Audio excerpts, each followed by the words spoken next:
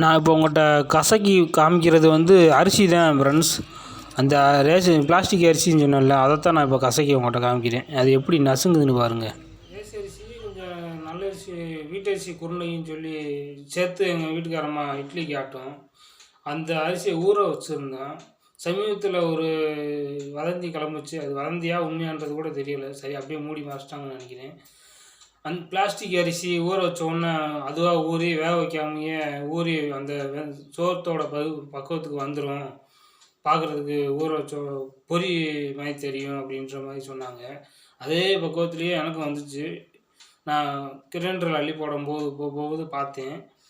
அந்த ஒரு சில அரிசிகள் மட்டும் அப்படியே ஊறி பொரி எப்படி ஊறின பொரி வந்து எப்படி இருக்குது பொரிச்ச உடனே நம்ம சாப்பிட்ற ரேஞ்சில் அந்த மாதிரி வந்து ஊறினோன்னு வந்துருச்சு.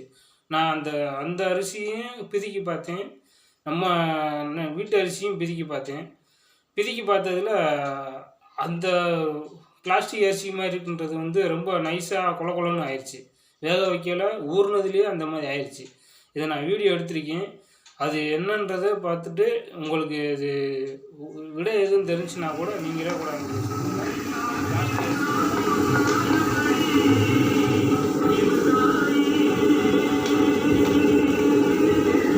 நார்மல் அரிசியிலேயே கொஞ்சம் பெருசாக இருக்குது பாருங்கள். அதான்